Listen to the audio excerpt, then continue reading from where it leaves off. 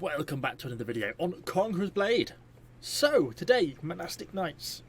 I have actually already done a video on these guys, but I did quite a little bit wrong, didn't get on all that well with them, and kind of wanted to finish getting them maxed out to 30, kind of wanted to revisit them, have since changed veterancy lines, and I've been really enjoying them quite a lot, so I thought, well, it's kind of well worth a little bit of a revisit, particularly as I feel like they're really kind of one of the meta units at the moment.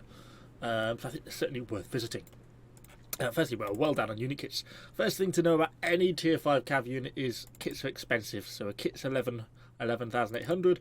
I should have some barbs. Obviously ran out. I need to go out into the open world and collect some more. But you know, we're well over 15,000, 16,800 to resupply that, like just for one kit and one horse. So yeah, it's a bit brutal when you've got to resupply these guys. So that's first thing to bear in mind. In terms of the veterancy lines, when I first did this, I went down the top line because if you look, you get the increased charge damage, and a little bit more increased charge damage. And I thought, well, that's really what this unit is all about, so therefore I want the charge damage. But there's a couple of limitations to that. Firstly, the unit actually already has a pretty immense charge, and it really doesn't desperately need more charge damage. By and large, if you hit with one or two models, you're going to kill a unit anyway in the charge, so he doesn't really need it. It's nice now we've got it as an extra bonus, you know, these extra sort of 15-25% charge damage, still a good chunk, but really the unit is about being tanky. And this is where the bottom line comes in. So when I switch to the bottom line, you get quite a lot of extra in terms of, you know, piercing defense, all defenses, reduce range damage taken, slashing defense, melee damage taken by 10%. That's really quite a lot. So that means they're quite hard to kill as a unit. You know, increased health and then more blunt defense. And you'll see this reflected in a unit that has over 11,500 hit points and some really good all-round stats. And there's kind of an element, this comes down to some slightly hidden statistics that we don't see. They're stronger than the statistics imply, if that makes sense. Actually very, very, very tanky unit. If you've ever tried to kill monastics as a hero, you'll know they're very hard to kill. Very much a strong unit. They're also very good in melee. They're sort of a little bit like mobile infantry. And hopefully, kind of as we'll see in the battle, that's a little bit how sometimes I end up playing them. You really can just sort of walk them through an enemy unit. They have a really high attack speed, they're super tanky, and they do quite a lot of damage per strike. It means they can walk through a lot of infantry units, so long as they're not a pike unit, and actually do a real ton of damage and pretty well wipe out a unit quickly. And enemy heroes go down super fast to monastics, even without a charge. So it really kind of makes them very much a meta unit at the moment, and they sort of seem to be seeing them increasingly in siege battles, and also sort of starting to come in a bit in territory wars as well. So yeah, really kind of interesting unit. Doctrine wise, nothing particularly out of the ordinary. Obviously, we've got the Lance Doctrine for that 6% movement speed. It's not a huge movement speed buff, but you know, every little helps kind of in this regard. They're quite a sluggish unit, so that extra little 6% does make them a little bit more mobile. Of course, we've got the piercing damage increase, a little bit of extra piercing defense, and just throwing a little bit of extra health on them to make them slightly more tanky. If I was doing it again, I might actually throw on this Breakthrough Doctrine. Would probably make them quite a lot more effective because they do a lot of damage to units, and I do use them just in melee quite a lot. So that's certainly something I would probably consider putting on. Anyway, that's all we've got to have a look at the moment. So let's actually hop into a battle. Just in case anyone's wondering, they're using the Siren's Sun attire, which is kind of one of the attires that can be bought on the marketplace. You can actually even use code EVO. That was a very slick little bit of sales tactic, wasn't it? Not normally very good at this sort of stuff. Yeah, you can actually buy that. You can see in the description down below, and you can get these packs and use code EVO, and I get a percentage of the sale. But anyway, let's hop into the battle, see how we get on, and see if we can run down some of our enemies. I think one of the things that I've been really enjoying about Monastics the most is the fact they're very user-friendly. I mean, if you've been with my channel for any sort of length of time, you'll know I'm a pretty shocking cavalry player. I'm not a great infantry player, but I'm far better at infantry than I am at cavalry. And so I like the fact that Monastics are tanky. I like almost the fact they don't even move too quickly, because it gives me time to decide what I'm doing, adjust where I'm going, etc. in a way that, say, something like Keshigs doesn't. And that's not to say that Keshigs aren't good. I really am not saying that, because of course Keshigs are probably the real ultimate cavalry meta right now. But Monastics are still very good, and they are very user-friendly. I think for people who aren't so good at cavalry, me, I think Monastics really work quite well, and I think you can consistently do quite well with them. Anyway, in a siege on Orlenburg, we are defending. Been playing a little while, been fighting around sort of around the A and the B point. One of the downsides, of course, on having cavalry out at this moment on a siege map like this is the fact that, you know, realistically I can't get onto the walls where a real good chunk of the fighting is happening. You know, maybe if I'd had infantry I would have been able to get up and support B a lot more, and maybe that would have been more useful to the team than realistically what I'm doing at the moment, which is not a lot. But I suppose it does open up the option now that with B gone, the fighting is moving much more to the ground. So initially I'm thinking, are they going to push down the B onto the ground and come out of this flat? And it kind of looks like they are.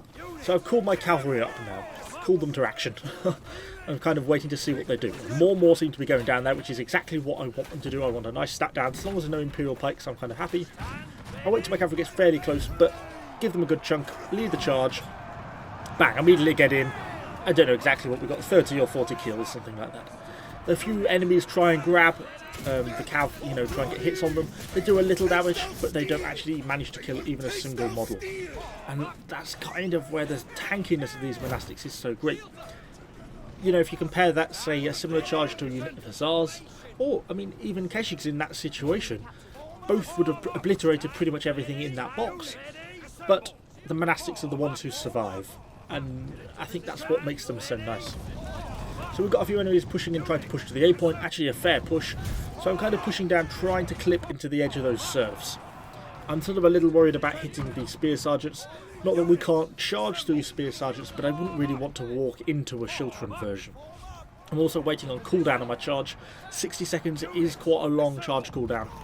I end up getting caught up in a little bit of lag here, which is a bit unfortunate, but I still managed to get round. My charge comes off cooldown. We lock in, I quickly get the charge activated, and we run straight through the middle. Nice. Okay, we're up to 110 kills now, so good. We've got quite a few kills there. Really broke that push on the A point. And in that sort of situation, there's very little the enemy can do, unless they have a very alert Imperial Pike player who can turn, rotate, and advance into me. You're not going to be stopping a charge like that. And because obviously I'm so much more mobile, you know, I saw the danger from the front from the spear sergeant, so I just flanked around the building, particularly waiting for my charge to come off cooldown. It's not that I'm particularly playing well, it's just very hard for the enemy to defeat that. And that's why cavalry can at times be very dominant in games like this. Because there we go, that's the end of their whole push.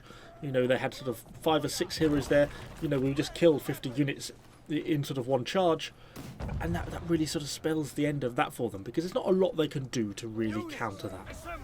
And I've still not lost a single model of Monastic, again thanks to their tankiness. We get extremely lucky with that treb there. One basically just clips the edge of the unit but doesn't kill anyone, and yeah, able to get out with the unit alive. So that was a real spot of luck to be able to avoid that treb. I thought it really should probably have lost a few units there realistically. So then I'm thinking, okay, B point's still gone. Now obviously more than likely they're not going to be trying to put pressure onto the A point. There's no easy way, at least for this point, we'll see in a minute, for them to get to the C point, so I'm kind of focusing my efforts on looking at kind of the A point. I did consider charging through that gateway.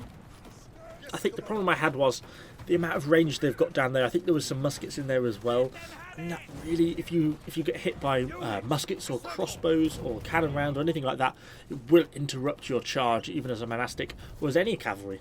And so that's kind of the natural counter to cavalry in these sort of situations, and so you've got to be careful to not frontally charge those sort of range units, because you will just get your charge interrupted and that'll be the end of your charge, and then you'll get cut to pieces by the range. So yeah, it can go wrong quite quickly. We see this nice group of archers. I think there might have even been Imperials. Perhaps not, perhaps prefectures.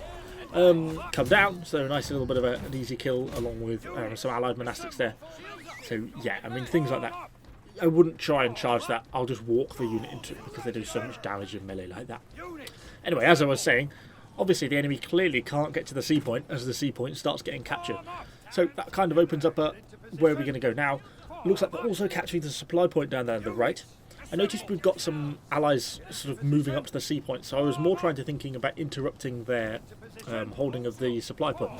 I decide not to take them head on, but to try and take the flanking route round the corner. I thought I was going to get a better angle. It's kind of hard, have to wait a little bit. I slightly skew my charge, so they go off a little bit too much of an angle. But then I pull the remaining of the monastics through the unit to the right. So I pull them to the right rather than just forwards, so that they're pulling through those remaining spear sergeants who I missed on the charge. And that means that as they pull through them, they basically cut them to pieces because they stab so quickly and aggressively. And that spills the end of that unit extremely quickly. Spear sergeants, even the new Symmetrian stalwarts, do not hold up to a monastic charge. The stalwarts do a little bit of damage. They do trade a little bit, but the monastics are easily going to be winning. We get a unit of Azaps. I mean, not really necessary. These stalwarts here would have killed them, but we just sort of walk into them effectively. And you see the sort of damage you're getting in those hits, turn after turn. Very, very, very effective. So we get an Imperial Pike advance. Obviously, I now know the Imperial Pike advance is over, so I really have no worries to walking into this Pike unit. And you see how little damage we take in this sort of situation. Very, very low. We then push into these unit of Janissaries. This is where our damage starts to rack up a little bit more. Obviously, I can't realistically charge into the Janissaries because the musket fire will just interrupt the charge anyway, so I might as well just walk into them. We do lose 5 muskets, quite a few muskets shooting down the stairs, so the damage really starts to stack up quite quickly for us there. And you see it's kind of reflected in the amount of damage we take. While we're able to push through the Janissaries, we kill the Janissaries, push through. I sort of do a lap just to try and get them out of danger a little bit and get back on the supply point trying to heal up. I think at this point though, you know, with only a minute left and it doesn't look too bad, I'm thinking, you know, I could be fairly rash and not worry about it too much. So I wasn't too concerned, and I'm sort of more thinking about now what opportunities have we got left. As we come around the corner, nice unit of Pike Militia. They even come out of breeze for us nicely as we come round. A few of the units get caught on the wall so they don't even charge. You see, yeah, we slam straight into the side and cut them to pieces. And then in hand to hand, they just butcher Pike Militia in this sort of situation. Just pull them through. Yeah, the poor enemies, even with a half strength unit, the poor enemies don't really stand all that much of a chance in that sort of situation. And that's really been my experience with monastics, sort of most matches really. They have a very nice charge. They do get interrupted by muskets, crossbows, etc. They do of course lose in any sort of cavalry head to head. So if you charge a unit of hussars, something like that, you are going to be losing. So that's something you've got to be really careful to try and avoid. But if you can get into a walking fight effectively, just a hand-to-hand with other cav, then you're really going to be coming out on top in most situations if there's no charging involved. And yeah, other than that, very tanky, generally fairly easy to play for a cavalry unit compared to some of the others in my opinion. Quite a beginner-friendly unit. Certainly one I think is quite on meta at the moment, and certainly one I'd recommend. Anyway, let me know what you think in the comments down below. Of course, subscribe to the channel for lots more Conqueror Blade content. Hopefully you've enjoyed it, and I shall see you all on the next video.